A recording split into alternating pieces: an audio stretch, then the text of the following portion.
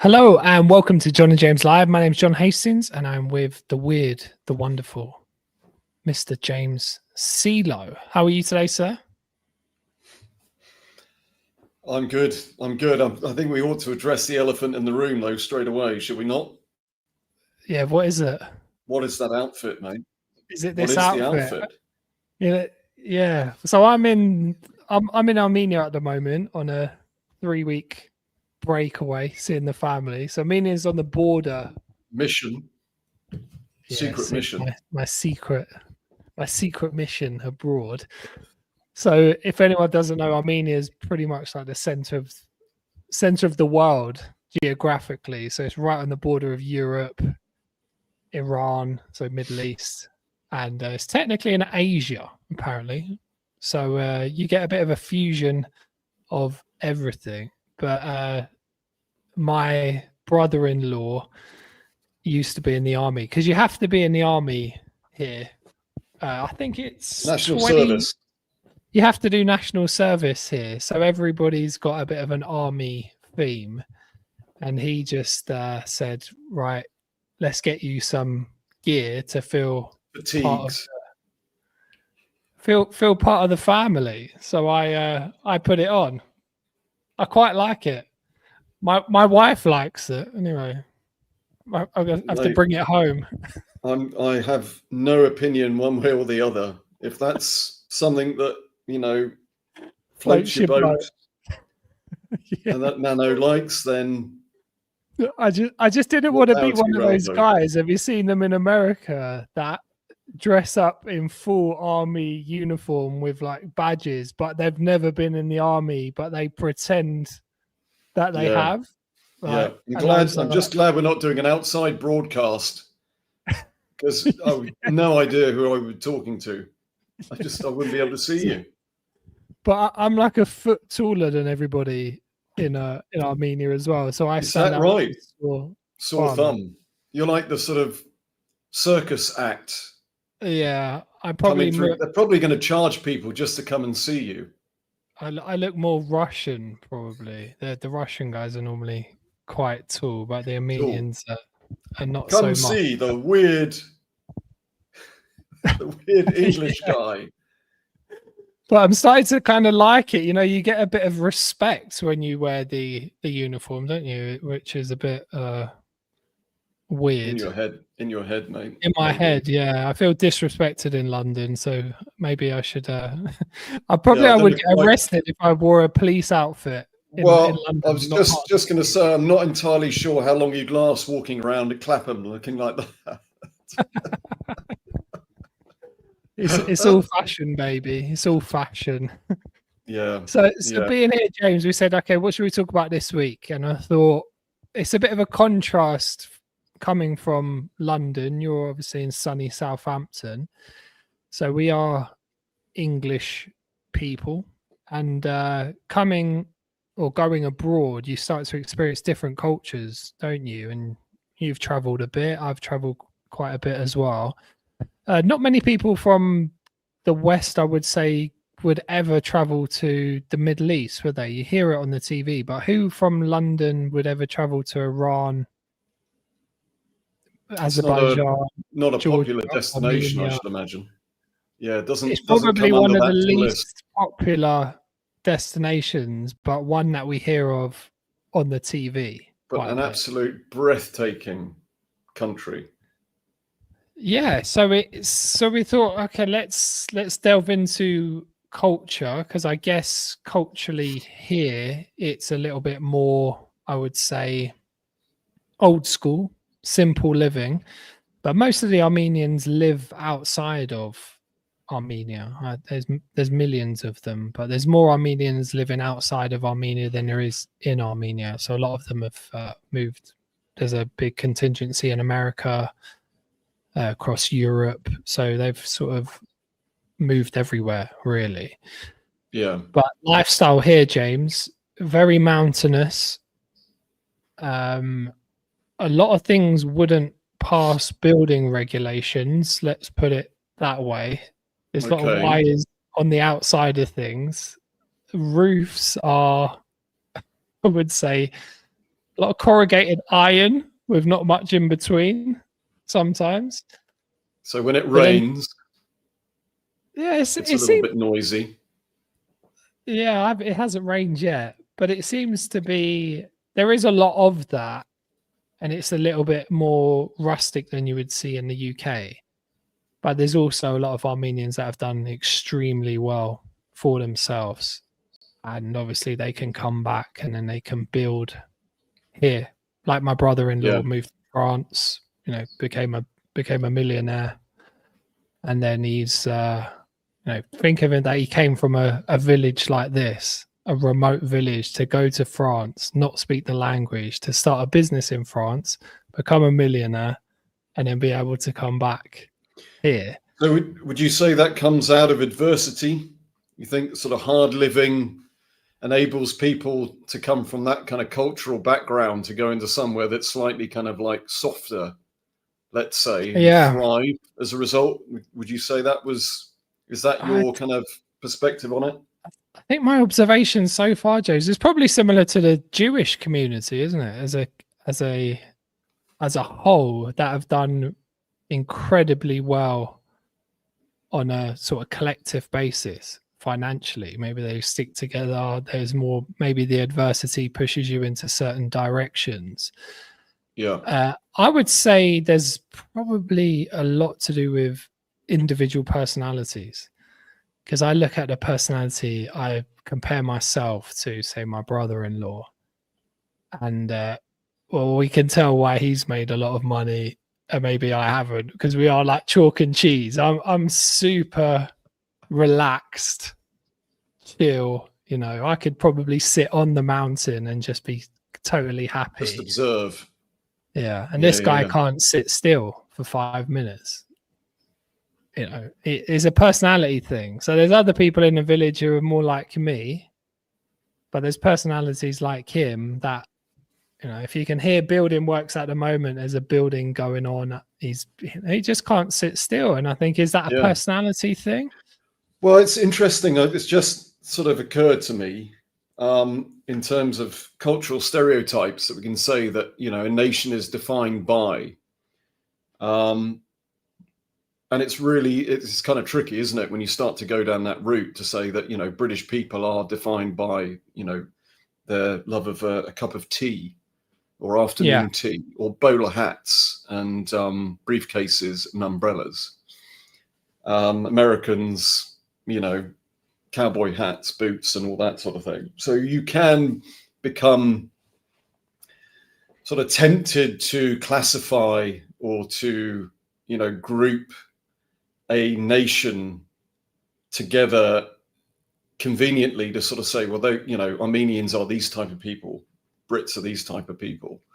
But within that, you have individuals that will respond in very, very different ways. But it's interesting though, when as a whole, as a country, you've experienced poverty, deprivation, hardship, conflict, and the individuals that are then born out of that regime or environment can be very, very different to if you've been brought up in the UK and relative convenience and luxury. Yeah, there was a sort of Armenian genocide back end. I think it was around about World War I. So that was about 1.5 million people were sort of massacred then. So I think that's obviously had a big impact on the country. There is, instability. It was part of the Soviet Union before. So on the collapse of the Soviet Union, they became independent in the 90s. But there is always sort of a back and forth with Azerbaijan in terms of, borders. And I think was it called the Silk Road, James? I think that was some type of, I think that ran through Silk trade. Yeah, Armenia. So that was a big trade route that was coming through here. So, yeah, you're right. I think maybe that type of adversity, a much smaller population, makes possibly individuals that do flee when you've got the immigrant type of mentality, haven't you? That you move away and you sort of have to survive. And you do see that with a lot of Nigerians move to America or the UK, do extremely well. Indians, extremely astute business people. The Jewish people as a collective, very resilient, doing extremely well in a number of different areas.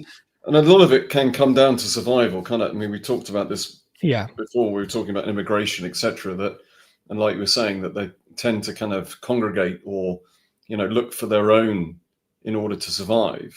And together they are stronger when they're in a foreign country, and it's completely understandable. You just, you can get it. But question for you: would you say Armenians are very family orientated? Is there a real kind of emphasis on family unit and supporting each other and, looking after their elderly and all that sort of thing? Again, I think there's a great point there around the difference in culture around family, but the Armenians are not escaping Western societal values and this type of evolution. It is totally different in the new generation. So we're already seeing the generations here. People are, moving out of the small villages to look for work. They're studying. They're moving to places like Dubai. They're moving to America. They're just becoming like the West slowly. Yeah. So there is no real difference there. They're not escaping the same challenges we've got in London or in England or anywhere else, where the children are not living near the parents anymore. They're potentially not living together. Whereas for generations here, you would live with your parents or they would live very close by. Everyone would look after each other. So I would say, James, it's going exactly the same way as so you feel like they're fighting a losing battle, that they're trying to hold on to those traditional values of family, so, James, and community, and the world has become a very small place 100% because of the internet, social media. So they are seeing where the opportunities are. I mean, it was interesting. I was watching a video just very briefly of Arnold Schwarzenegger this morning talking about his upbringing in Austria and the fact that he was living on a farm and was expected to become, I think his dad was a policeman, and but expected to be very provincial and lead a very small kind of life and stay at home. And I think his brother decided that was his route. I believe his brother died in a car accident. I may be getting that wrong. But then Arnie decided his brother definitely died, didn't he? His brother died. Yeah. 100%. I read about that, yeah.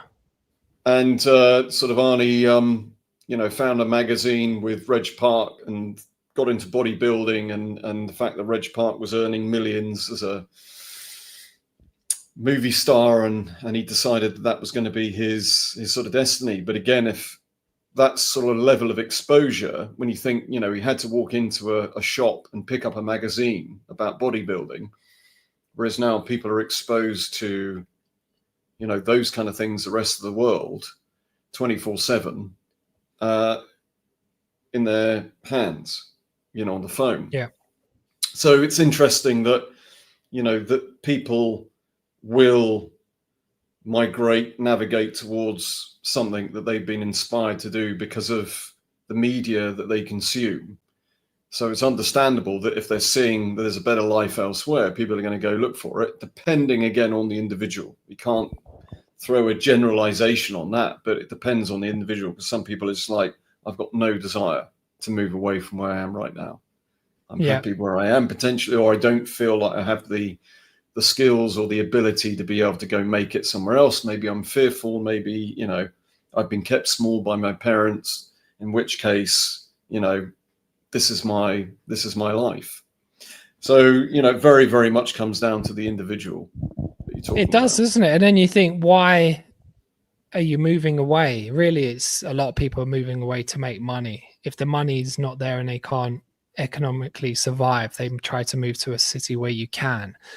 But coming from London and moving to a place like this, a remote village where they've got, it's basically Lada cars everywhere, which I absolutely love.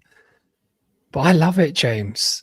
I don't know if it's me escaping the reality of my life in London, which I don't really, I wouldn't say I massively enjoy. I find it quite isolating. But our family member here is the head of a police, or he's just got promoted beyond that now. There's no crime, James. The crime rate is 0. It's a village of around about 10,000 people. You could leave your door open. You could leave your car out. Cars open. Feel like people just kind of know each other. They're aware of who's who within the community, and who does what, and they actually talk to each other. Probably have, get-togethers, eat together. Yeah. Again, you don't want to be too kind of like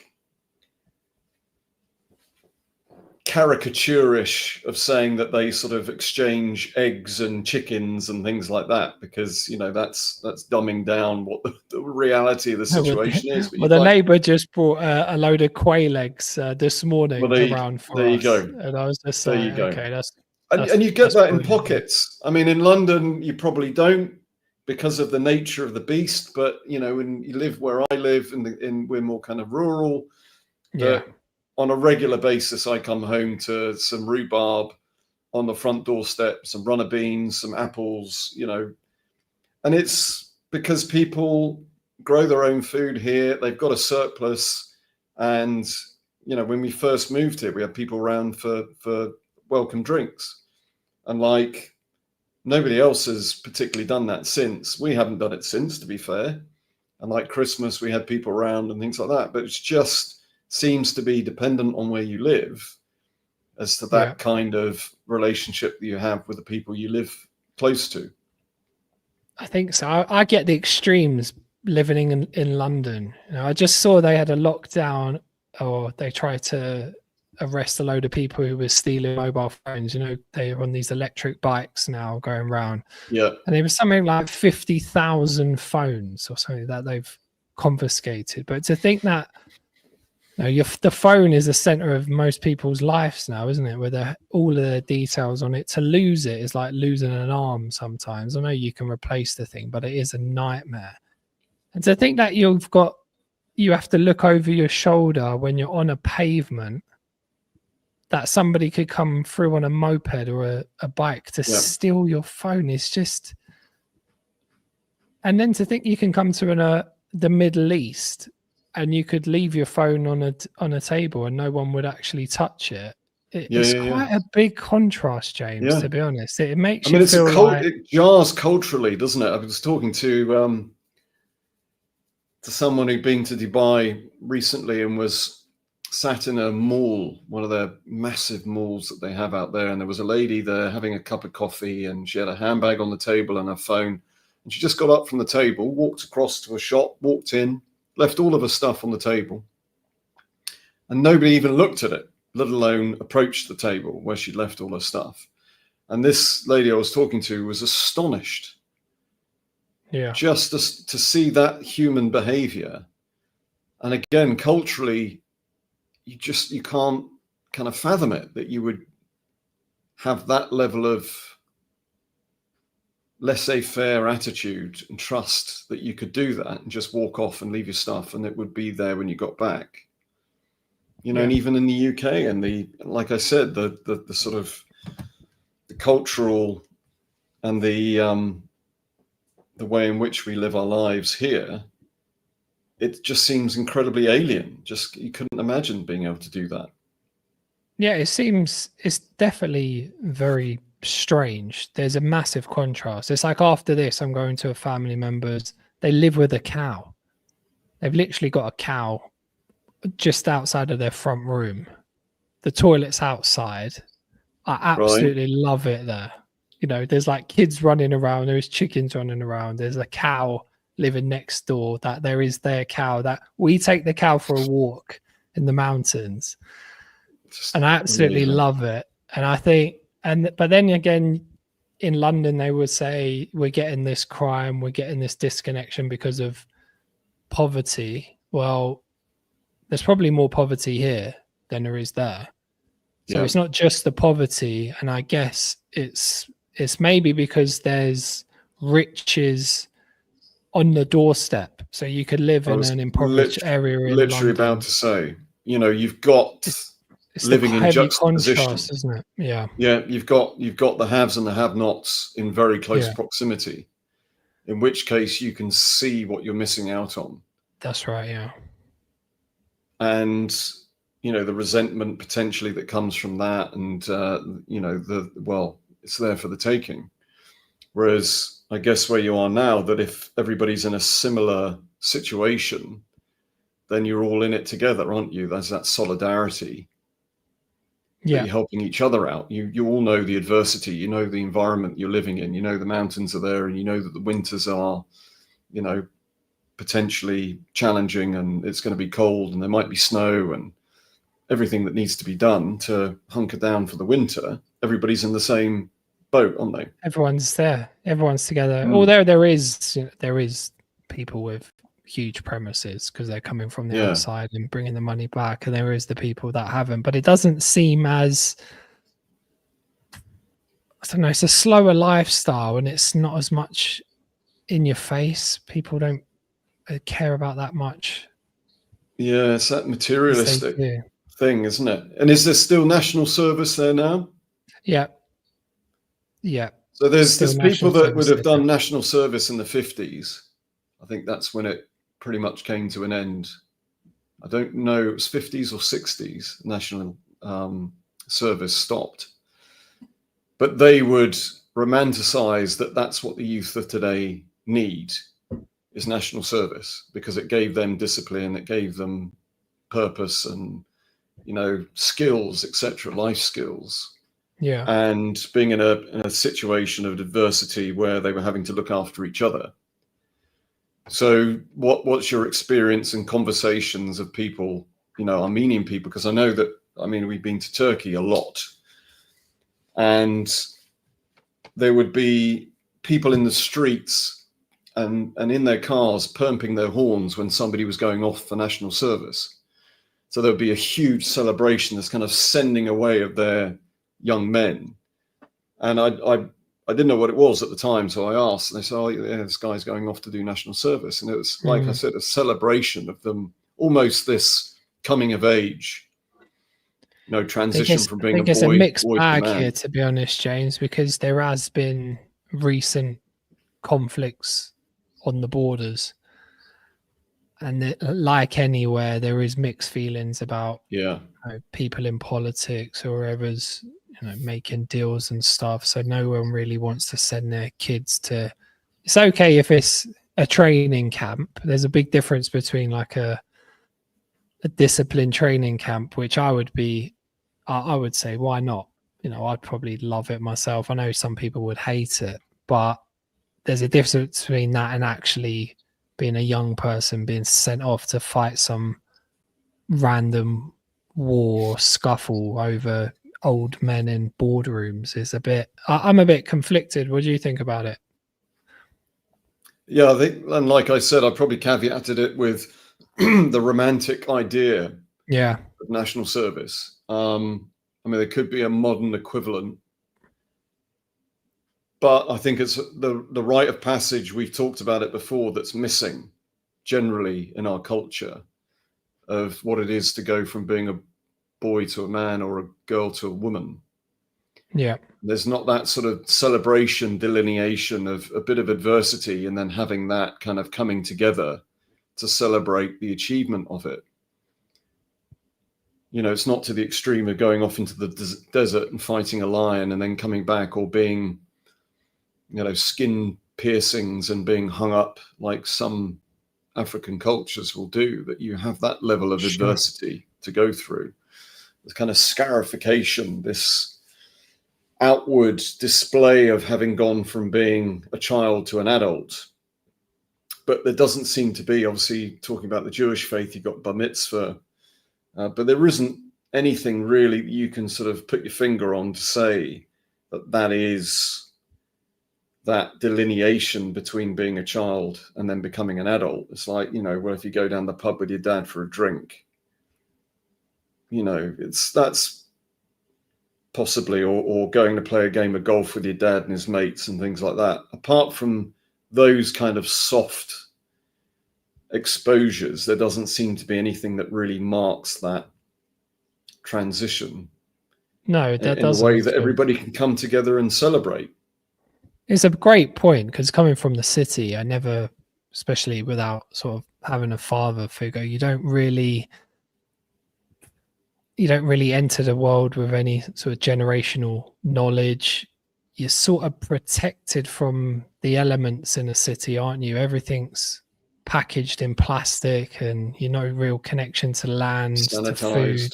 You're sanitized, isn't it? It's all very, you don't really see the workings of anything. You're sort of working on a superficial plane, whereas here you can, everywhere you walk there's fruit on the tree. You know, it's just everywhere. There's fruits, and there's a went to a cousin's house, they got like a rhubarb plant. I was like, bloody hell, what's that? Never even seen one before. I'm just like, wow, that's very cool. And then, you know, there's bears out here. You know, there's bears, there's like leopard, and I think it's a leopard or a jaguar or something. I think it's a leopard that they've got here. And you think you're walking around and you are, you know, it's rare, but potentially there is. We caught a mummy bear with the 3 cubs on our drone. Wow! Which was it was quite far away, but it was. I'd probably keep that outfit on, mate, if I was you. That might be a good shout. Actually, they're more scared of us apparently than we more are. Scared of you than exactly. But there's that disconnection with food, isn't there, and that we've got. But saying that, James, I think there isn't any escape to whatever we would call it, this capitalist technological evolution that we're going through. So people here are, you know, there's a lot of people that are, I would say, that are overweight. You know, they eat fresh food, but because there's loads of sweets and cake and all that type of stuff, maybe they didn't have much of it in the past, and now it's like an extreme on the other end. Yeah. So they're basically just doing the same thing that we're doing in the West. I mean, it's an impossible question, isn't it? But to sort of think, well, are you in a honeymoon period at the moment of going from a completely different environment, so from London and your upbringing now to somewhere completely alien? So if you were to live there, and again, like I said, it's an impossible question, but the scenario to have in your head is like, if I was to live here for a year, how would that feel? How would that be?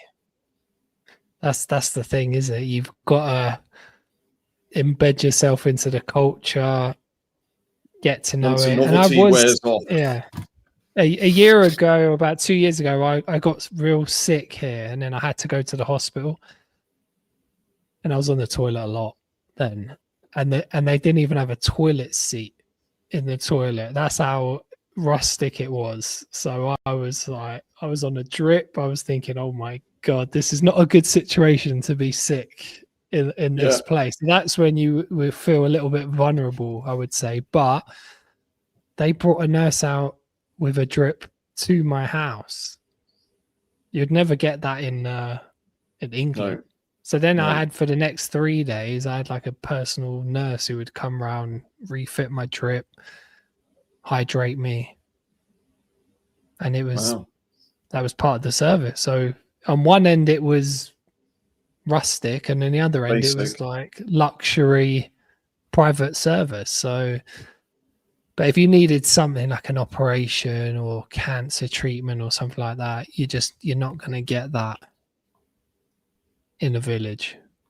Yeah, a lot of them smoke as well. Smoking's quite big, and if it's a Soviet Union thing. Interesting. So, like you were saying, with sort of diet, if they are consuming a lot of sweets, a lot of cake, smoking, you know, that's not great for inflammation. So, And again, that would be a new cultural construct. You know, that would not have been part of their diet 20 years ago, 30 years ago, 40 years ago, whatever. That's a relatively new thing, and then the impact of that will have. So you've got all of this sort of infrastructure trying to keep up with popular culture, and it probably can't evolve quickly enough. So they're dealing with stuff 100%. That they wouldn't have been exposed to, like I said, 20, 30, 40 years ago. And the technology just hasn't kept up. Yeah, a lot of the people say here that they enjoyed communism.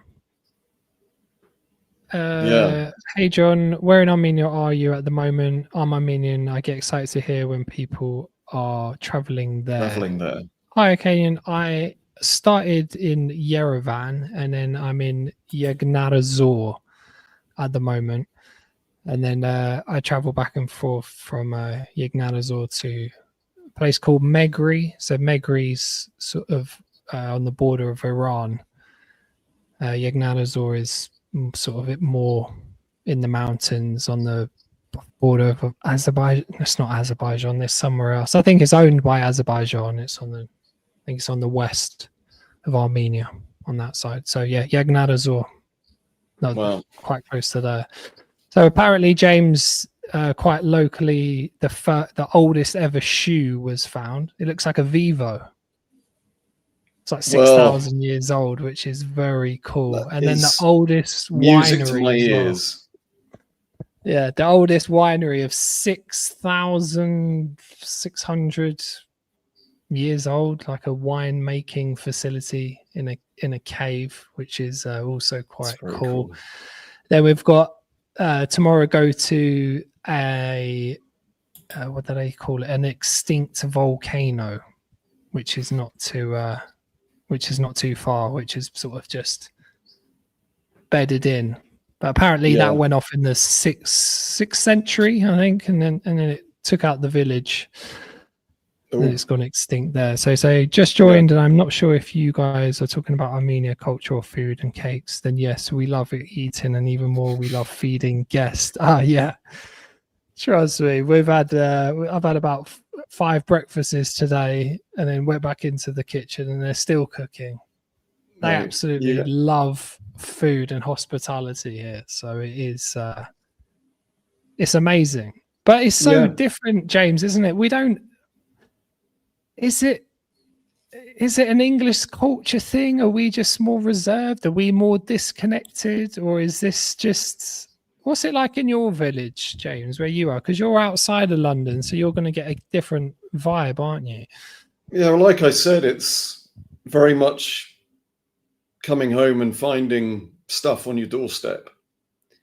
But even that said, I kind of walk my dog on a similar route every day, and I'll see similar people, and we'll have a chat and say hello and all that sort of thing. But, you know, we're not all around each other's houses. We're not having, you know, big get-togethers under a nice kind of arbor of vine leaves and grapes and eating outside and being community spirited and having lots of get-togethers. We're not. So there is definitely a level of why is being that, James? reserved. People don't want it. Well, clearly, they're so busy in your own life trying to survive. That's an excuse, isn't it? I think if it would take potentially one person to try and push through that, and it's the desire to do it, the desire to want to be. Again, a gross generalization, but I think we are less into that kind of thing. And culturally, it's not something that we're used to, of having people round en masse and preparing food for each other and taking food as a gift. I mean, we had again, opposite to us, they were having a load of building work, and bless them, they brought around a little card saying, you know, we're sorry for the disruption, and a bottle of wine. you know, and that's again down to the individual of doing that. They were aware that it was going to cause some noise and disruption, and probably seeing stuff off at the pass of saying, well, we'll make a gesture before we get complaints, because there's a skip there that's blowing stuff into your front drive, and there's noise and there's dust and all that sort of thing. So, but it was a nice gesture.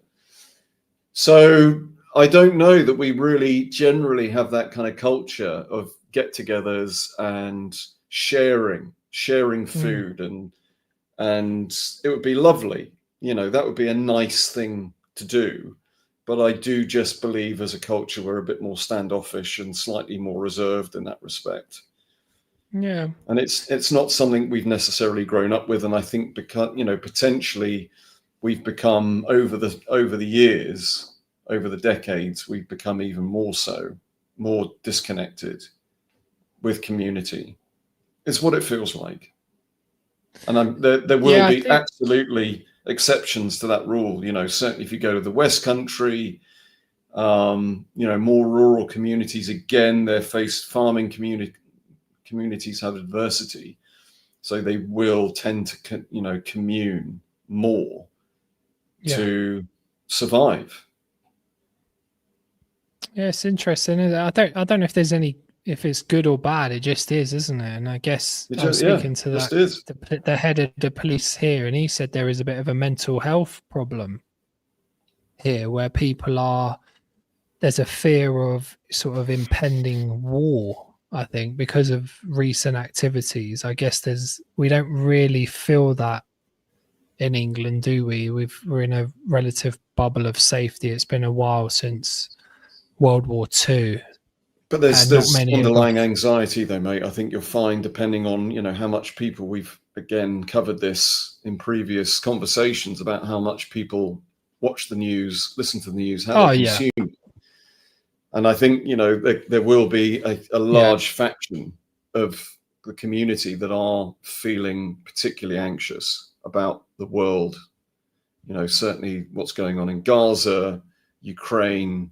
You know, I think the ripples of that are widespread, aren't they? 100%. There's just a different it's just, I'm not painting it out here to be everybody's, you know, community based, everyone's having a healthy and connected. There is elements of that, but there's no utopia. The people here are being affected by, you know, the West and just general evolution of how we're changing things anyway. You can see it even with the kids here. They're a little bit more I don't know if it's just our family members, but slightly a little bit more insular. You can't see them taking on the helm of some of the more senior figures in the family of, you know, being organizing. That's probably something I'll have to take on and with myself and my wife, because I can see us taking on that responsibility. I've just got a question for KN, if you're still listening. Are you first, second generation immigrant to the UK? What's your where are you from in Armenia as well? I'd be interested to hear where you're from. I'd be fascinated. In Armenia. Have you traveled to anywhere in the sort of the edge of Turkey, Armenia, Middle East? Been to Turkey lots of times. And once I've been there for about a week, people will start talking to me in Turkish, thinking that I'm the tan. Well, yeah, it's you know, I've got some interesting lineage. And Isabel, my daughter, the same as well. She's got brown eyes, and you know, when she gets a tan, exactly the same thing. It might be the nose. It's a bit of a Turkish nose, and the bald head and the beard and all that sort of stuff. It goes quite sort of well together. Yeah. But I just feel completely at ease and at home in those cultures, because, you know, they are incredibly friendly. I do as well, James. What is that? I don't know what it is. Doesn't seem to be any kind of judgment. Or is it just because we're on holiday? Well, there's an element of that, but I've been to other places on holiday and haven't felt that relaxed. Yeah. You know, I've been to Italy, I've been to Germany, I've been to France. America, you know, I don't know what it is. Yeah, been to the US. Yeah. I mean, I went to Florida, visit my brother. My brother and father live there. And walking around St. Petersburg and just being acutely aware of what's going on around me, being vigilant. More vigilant, yeah. And I didn't need to be, but, I mean, in Sarasota, I think that the week before I'd arrived, there'd been a shooting. So Right. you are acutely aware of what is going on around, and you have that sensibilities of what's going on in your environment. You're just doing that kind of observation, really. It's totally different. Ken says, I'm first generation immigrant here, married an English guy. Yes, just like my wife. Married an English guy and anchored myself here. Originally born in Istanbul, but my family is Armenian. Okay, wow, so that's Kane, a mix. that's a real mix there, Kane, because obviously Kane will know that there is what I say hostility, but people from Turkey and Armenia, because of the whole genocide thing, it's a little bit of a touchy subject, isn't it? They can be a little bit how can I put it, judgmental when it comes to people from Turkey. It's generational trauma. It's generational trauma. When you see, and I've been to Turkey many times. I absolutely love Turkey, to be honest. But that's a different from Armenia's Christian-based Catholic, I think, country, whereas obviously Turkey's more. Is it a Muslim country? I think Turkey's a Muslim country. Isn't it? Yeah. But I mean, it's just incredibly family orientated. I mean, I know we go out for dinner and the sort of waiters would be there, and you think you wouldn't dream of doing this in the UK. You just couldn't imagine allowing a waiter to go take your kids down the beach whilst you're having dinner. I mean, it's just, I mean, I think about it now and go, what the hell? But, we've been to that restaurant sort of 4 or 5 times whilst we've been there. We knew the waiters, we knew them by name. We could see the beach, we could see where the kids were and stuff like that, but just, you wouldn't dream. And we even commented at the time, it's like, we wouldn't do this in the UK. We'd not allow somebody to take our children to go, play with them on the beach. It's just craziness. Yeah. It's like here yesterday, every person we walk past, James, if there's a baby, everyone stops. Kiss the babies, ruffle I'm the like hair holding somebody else's kids, baby that you just met. Both boys had sort of blonde curly hair, and they were like, obviously being in Turkey, and it's everyone's got dark hair mostly, and they're like that on the Dalmush, which the bus is, just kind of ruffling their hair and like pulling their cheeks, and the kids are like so it's really interesting. It's just whether it's very difficult, isn't it, in terms of understanding the culture. So sorry for the delay. The comments pop up 1-2 minutes delayed. Yeah, sorry, my internet here is. Is that your fault, mate? It's probably not. I think it's the internet here. Mine. It's not the best. But what can we learn from this, James? In terms of, we know where technology is going. We've been talking about it for ages in this AI space, and everything's moving forwards. And in some respects, it's made life, a lot more convenient and easier. And in other respects, maybe we've lost the mark a little bit, James, haven't we? People's actual health is not great. Mental health is not great. Who wants to sit on a computer screen for 9 hours a day to pay off interest on a mortgage on a house that you're never in, to enjoy, 10, 15 years at the end of your life? Even for the younger generation, James, it's not really that appealing, that they think they're never even going to be able to afford a house, and they're just working for a reason that they don't really know why, and you're not really connected to nature at all. It's just like an example. The other day, my brother-in-law got me to fillet some fish, and that is pretty disgusting for me to do. Have you ever done that before? Really, no. Have you ever filleted a fish before? No. And this was from, killing it to dabbling it myself. Sorry guys out there if you're a vegan or I'm vegan, but I did that as a kid. Thing. I used to, and I've got my hands in it, and I'm like, I felt more connected to the food. I've got to admit, doing it, moving the guts. It gives you an appreciation, doesn't it? In that sense, you're really connected to what you're doing, what you're eating. Yeah. But I think, James, where do you think it's going? Do you think we're going to move back to the more simple life? Are we going to sort of AI automate ourselves into some type of simplicity? Are we going to get so depressed and ill that we're going to go back to nature, or are we just going to go into the virtual world and just double down? Or will there be a bit of both? Some of us will do one. I would like to think there's going to be a hybrid. I definitely think there's a place for AI, and it's just an incredible tool. I mean, I've been using it just over the last couple of days, and it's crazy good. Well, what is it good for? I'm an AI advocate. I love it because I live in the West. But when I really think first principles, what am I using AI for? That's any use.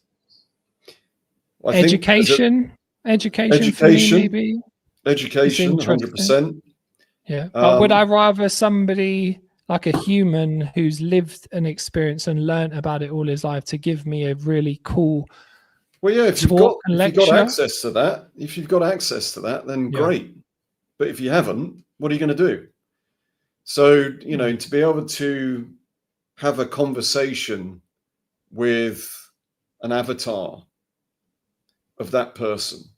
So you would have somebody potentially that had lived that experience, been through that, etc. But if you could have that same conversation with somebody that you didn't have access to, but you could put in all of those criteria, all of those qualities and attributes, and having lived in this particular age, you can have a conversation with the Stoics, with everything that's been documented about them, and the prompts that you give that agent can get as close as any textbook, if not closer, because it's got access to all of that information, so it can disseminate and have an average, a mean of all of that information that would give you a pretty close representation of what it would be like. Would it be as good as a human who's been there, lived it, studied it, give you the energy, the body language? Are we just saying this is just a second-rate learning tool? It's a second-rate learning tool. At the moment, but again, is it second-rate if you haven't got access to those individuals? If you've got access to them, that's utopia. If you can get them to give you the time and they're in the right headspace to be able to, again, we can romanticize and say that, having that person, yes, if they are on their game on that day, feeling great, feeling, like they want to inspire, they want to impart all this knowledge, or they've had a bad night's sleep, they're hungover, whatever. So we can romanticize, we can say that having those individuals, but we all know utopia is not the everyday. Yeah. So we can say that actually getting access to that person is definitely the way forward, given that they are feeling great at that particular moment in time. Whereas AI is always feeling great. AI will never let you down in that respect. KN says, sorry if I'm not pronouncing that right, such a sobering comment you made there, John, about spending 9 hours in front of a screen to pay off the mortgage of a house that we don't spend too much time in. Yeah, it's a sad. It's when you think about life in the West, it's the reality is quite sad, isn't it?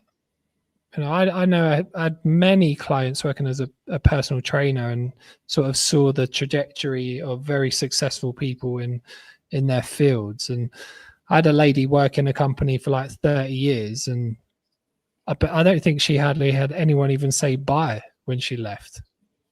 It was just like a new day. Time. And she was there at the start of the company. Yeah.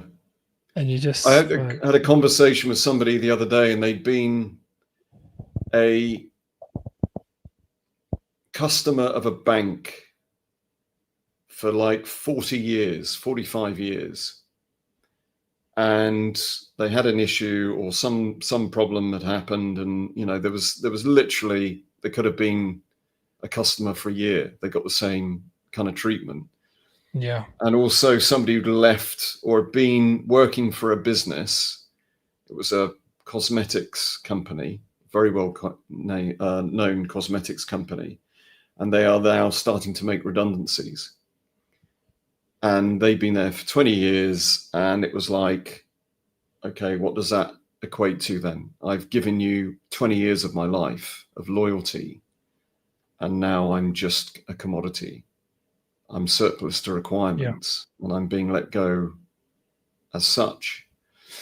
So, you know, there's kind of like, it's an interesting, when you take it from the different perspectives, that, you know, you are the employee and you've given 20 years of your life to that company, and have been incredibly loyal and an advocate of that company. And yet when it comes to the numbers on a spreadsheet that don't suddenly add up, that you are very disposable. Yeah. Yes, and then reality kicks in that all of that is meaningless. You know, it's all well and good when the numbers add up, but as soon as they don't, and that's going to happen more and more often, I guess, isn't it, James? This one is maybe displacement of jobs with AI. People are going to feel that a lot more. Kane says, yes, definitely your nose, James. Is it the you've got the? What would you say? Is that a Turkish nose? I don't know I don't know what to say about that, Kayan. I don't know whether to be. I've seen some great noses here in Armenia. Some very good noses here. I've got a nose. Very. I have a nose. Yeah, I think maybe Roman. A Roman nose. A Roman nose has got a bit of a bump on it. Yeah. It's an interesting one. I'm loving it, to be honest, out here. But I guess, how would I feel after a year? You know, there's nothing more I'd like to have a house out here, a piece of land. An online business would be ideal for me. Have children. Is that realistic? I could easily live in the mountains. I think it's possible. Yeah, it's possible. Yeah, it's definitely. Yeah. You can earn, $2-3 grand a month here online. You're doing all right. If you earn 10 grand a month here, you are absolutely lying. Yeah, you could do pretty well, to be honest. Yeah. I kind of like, I love the community element. I love being outside. I love the sun. I love trekking in the mountains. Fresh food. You crave, just walking past. You crave that lifestyle, mate, and it's ironic that you live in London. Yeah, I'm living the absolute opposite in London. Extortionate rents. You don't really know your neighbours. Every time I walk down a high street in Southeast London, it's just full of like crackheads and bloody graffiti on new buildings. You just start. I'm not sure. I'm not selling it. There is obviously beautiful places outside of London, and if you've got a hell of a lot of money, you can sort of corner yourself off, can't you, on this one? Yeah. Kane's giving it to you on the old on the nose there. Well, I appreciate that, Kane. Thank you. Kane, I'll be interested in Kane. What does she think? Does she miss? Does she visit Armenia or does she go back to Turkey? Do you see the lifestyle differences in from being abroad to being in the UK, and what are the pros and cons of both? I'd be interested to hear other people's views, because it's not all sunshine and rainbows here. There's problems here, like there is at least maybe in England, when there isn't a fear of being taken over in a war. I guess that's quite a big one. It's gone very dark your end, mate. Have you what's happened to the light? Literally see your teeth, and that's about it. I know. I'm hidden here behind a mountain. It's getting darker and darker. The sun's moved across now, so I just think, is it my eyesight that's going, or is he disappearing into the gloom? But you know what I really want to do here, James, is my wife doesn't want me to do it, but I really want to shave my head. Do you think I should? Why do you do it? The hair at the moment, I've got the receding hairline going back. Well, you say receding. It's receding back, and I kind of just want to shave the whole thing off. But my wife wants me to keep it. What do you think? I'll have to give a vote. There's got to be a vote out if there's. Let's vote. Shave it off, mate. Yeah, if you're in the army, James, it's got to go, isn't it? Buzz cut, mate. It's got to be a buzz cut. It's got to go. Have you've got a decent shaped head? You haven't got a weird kind of lump. Yeah, I think so. One side kind of like. It's not too bad. Not too bad. Not too You've shaved it before, got, mate. You've shaved it before. I've shaved it before, Very but attractive. Yeah, my wife doesn't. She's not too keen, which is annoying me. So I want to get rid of it. I just hate the feeling of have any sense of comb over. Oh, mate. Which will be a different discussion maybe on our next thing. So I'm seeing a lot of guys out there, even famous guys. I know this is a bit of a left field one. We won't talk about too much about it. Who are talking about Turkey actually, because it's like the homeland of hairlines, isn't it? Yeah.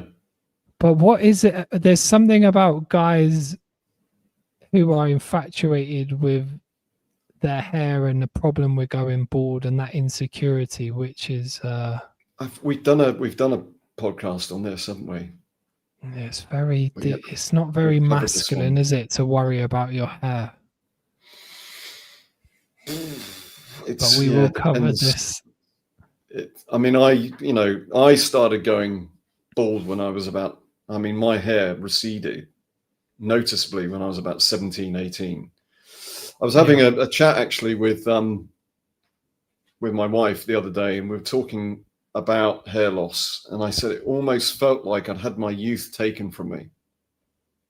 Yeah, that sounds if dramatic. It happens young, I can imagine it's so I used to kind of big thing, isn't it? Try and pull it just to cover, kind of like doing this to sort of pull it out. And when we first got together, I had a ponytail, so I was able to kind of scrape it back and make a hairline and have a ponytail here. Yeah, looked like Jesus. So I had a sort of like goatee beard and like long hair. Yeah. So yeah, I get it, but like, all the guys are bald here, James, and I feel left out, to be honest. Yeah. And none of them have ever. I can't imagine my brother-in-law mentioning his hair. It would be the most. It would sound like the most feminine. They're quite alpha type guys here, and thinking about doing your hair and hair implant. I just can't see it. It wouldn't even be a conversation. They're just bald. I don't even look at it. I like it. It looks good. Yeah, there probably isn't a word in the Armenian language for weave or a syrup. I syrup of figs wig, but like they probably don't even have a word for it. Yeah, maybe it's the English, it's the Western culture, isn't it? Anywhere where you can sort of exploit some type of fear or insecurity for money, there will be. I can't imagine it would be a major concern for somebody who doesn't even have a toilet seat. Is all I'm going to say. Yeah, but so saying that, he's a millionaire and he's not worried about it. I mean, he's bald heads, brothers there, everyone's bald. So it's they just rock it. Don't even think about it. Looks good. It'll grow back. Honest to God. Yeah, I'm with you, James. Next time you see me, I will be bald as a coot. What's cute, by the way? When they say bald as a coot. Bald as a coot. What is a coot? Whatever a coot is. It might be a coot. Look it up. So Kayans, here we go. I wasn't keen on the buzz cut until my husband got one. Now I can't imagine him with hair. With hair. There we go. So he But did. does Get that the mean you buzz cut. like it, Was Ken? You'd say you can't imagine him with hair now, but is it, no pun intended, has it grown on you? Yeah, I'm guessing he was going bald and it was time to go. It's like, when it's going, it's going. Yeah, but It's I like it when the guys have just got they're rock bald and they just leave the hair at the side. You've said that before. My hair isn't curly enough. Mine would Yeah. just kind of go like, Goes out. Right. Okay. yeah, Doc Brown out of Back to the Future. I think it would just look bizarre.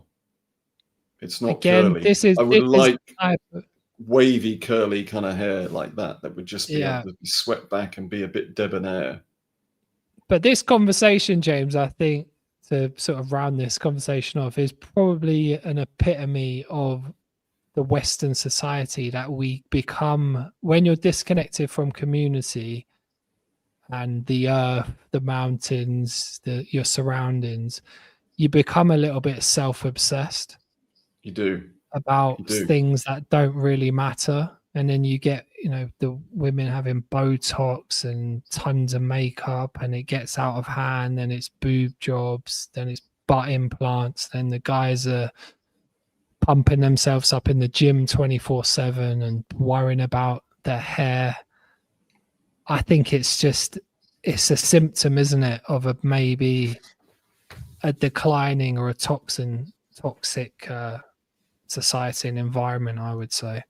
Yeah, I mean, again, it's all relative, isn't it? If you are facing adversity on a regular basis, then those things just kind of don't come into the vernacular, do they? They just don't matter. If you are living in relative comfort and you don't have those things that are a pressing need, then I guess you have the bandwidth to be able to think of other stuff that just wouldn't be relevant to somebody else. It's all about perspective and relevance, isn't it? Or if you're connected to yourself and what you're doing in the world, and you're doing something of value and you're connected, would you be worried about, say you're waking up and you're saving children's lives? Do you think you're going to be worried about your hairline when you wake up? I shouldn't imagine. But again, we've gone into great detail about the void. And if you're trying to fill the void with stuff and compensating for what is, really missing, then it just forms part of that, doesn't it? That sense of self. And if you're not happy with what's inside, then you're going to try to go for the cosmetic. And we'll leave it there, James. So I'm going to go and see the cat. Well, I'm glad we did end my it wife, there, by the way. Completely disappear. Boom. Just leave that one hanging in the air. Holy moly. I'll take some pictures. It's a good job you are beginning to disappear, mate, into the darkness. You can see my my glowing teeth at the moment. That's you just about see your teeth. But next time I see you, mate, I want a buzz cut. Okay, next week. Let's go. Challenge. Let's get this off.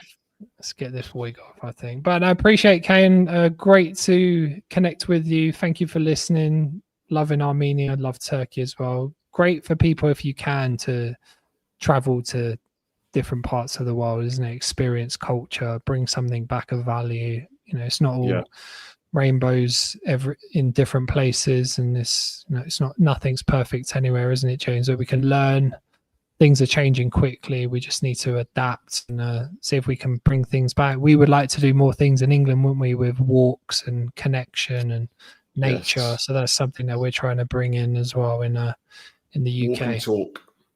Walk and talk. Okay, James. Great to see you, sir. And I'll give you a shout next week. All right, bud. Thanks, Kane. Much love, everybody. Bye-bye.